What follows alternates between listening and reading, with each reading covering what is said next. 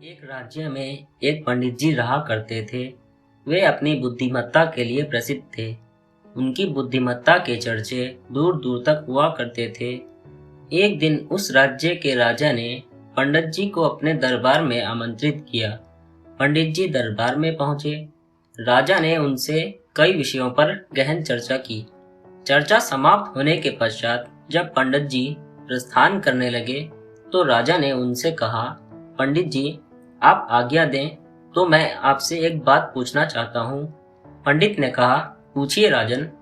आप इतने बुद्धिमान हैं पंडित जी, किंतु आपका पुत्र इतना मूर्ख क्यों है? राजा ने पूछा।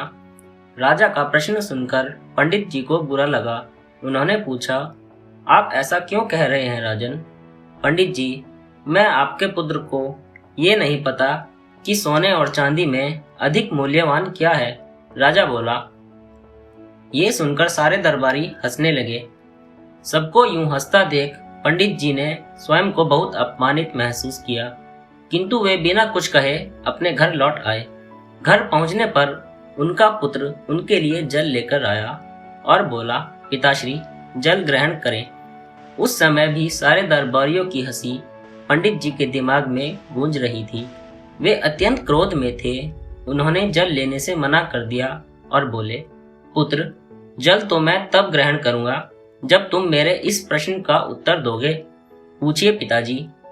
पुत्र बोला, ये बताओ कि सोने और चांदी में अधिक मूल्यवान क्या है? पंडित जी ने पूछा। सोना अधिक मूल्यवान है, पुत्र के तपाक से उत्तर दिया। पुत्र का उत्तर सुनने के बाद पंडित जी ने पूछा, तुमने इस प्रश्न का सही उत्तर दिया है, फिर राजा तुम्हें मूर्ख क्यों कहते हैं? वे कहते हैं कि तुम्हें सोने और चांदी के मूल्य का ज्ञान नहीं है।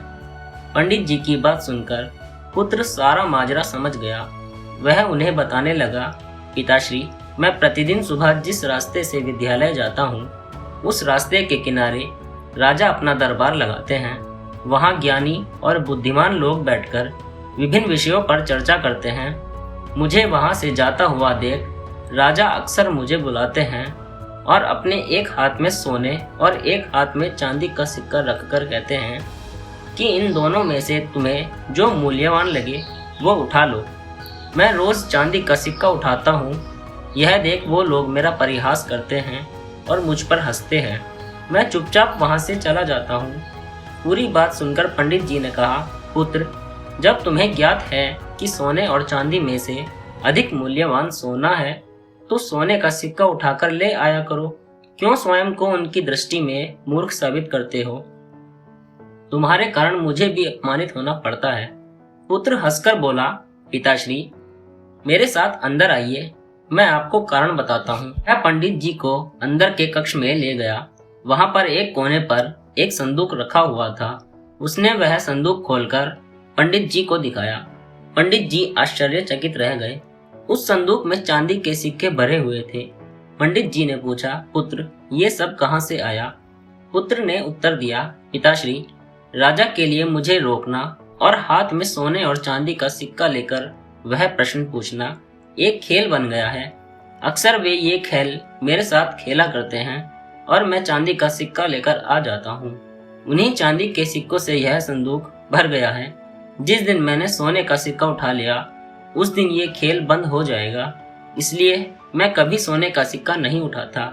पंडित जी को पुत्र की बात समझ तो आ गई, किंतु वे पूरी दुनिया को ये बताना चाहते थे कि उनका पुत्र मूर्ख नहीं है। इसलिए उसे लेकर वे राजा के दरबार चले गए। वहां पुत्र ने राजा को सारी बात बता दी है कि वो जानते हुए भी चांदी का सिक्का क्यों उठाता है। पूरी बात जानकर राजा बहुत प्रसन्न हुआ। उसने सोने के सिक्कों से भरा संदूक मंगवाया और उसे पंडित जी के पुत्र को देते हुए बोला, असली विद्वान तो तुम निकले। सीख, कभी भी अपने सामर्थ्य का दिखावा मत करो। कर्म करते चले जाओ। जब वक्त आएगा तो पूरी दुनिया को पता चल जाएगा कि आप कितने सामर्थ्यवान हैं। उस दिन आप सोने की तरह चमकोगे और पूरी दुनिया आपका सम्मान करेगी।